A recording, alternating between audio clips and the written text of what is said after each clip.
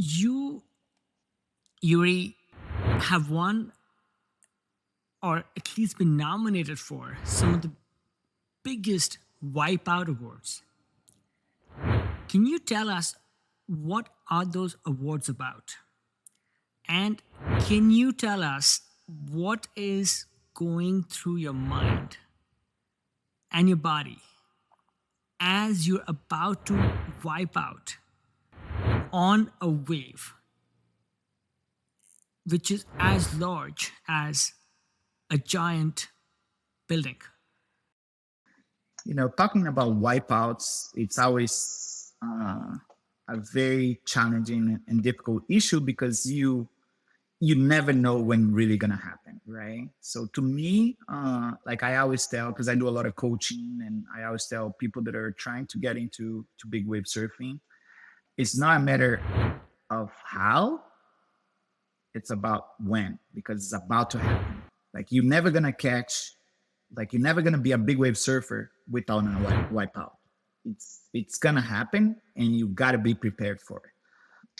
So even though you gotta have faith that you're gonna succeed on every single wave, and that's always been my mantra, right? Like I approach every single drop or every single wave or every session as if I'm gonna get out there, succeed on my mission to surf those waves and come home to my family.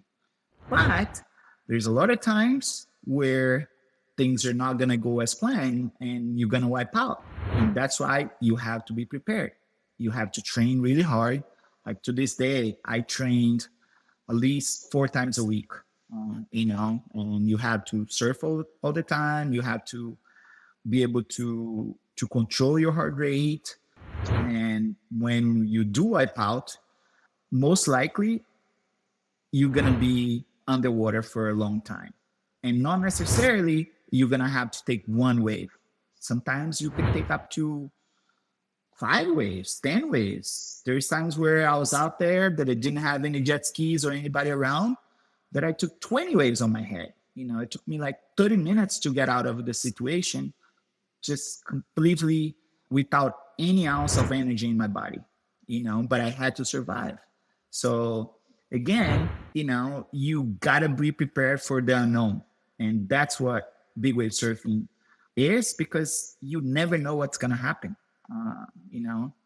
and yeah, wipeouts are very dramatically because you don't expect. Like sometimes when you're riding a wave and then you're taking a drop and then you hit a chop or you hit somewhere, the boat stops and you fall forward, and that massive wave, it's about to land on you.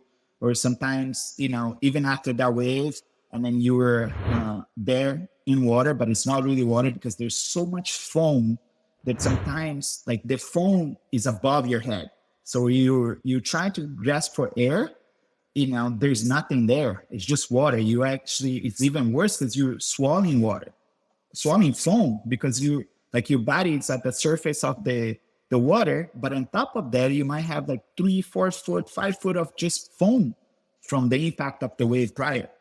So, you gotta be able to survive those moments if you want to be a big wave surfer. And that's why there's only a handful of guys that really are ready to push the limits. Nowadays there's probably like 1,000 of us that are surfing those waves, but there's only like a very small amount of guys that are actually really wanted that 100-foot wave when that wave comes. Yeah, wipeout is never easy. It's almost being like on a car crash. I just recently was involved in a car crash, and then to me it felt like it was a wipeout at Jaws. And it's hard to describe, but that's the best description that I can give you. It's being on a car crash when you're not expecting.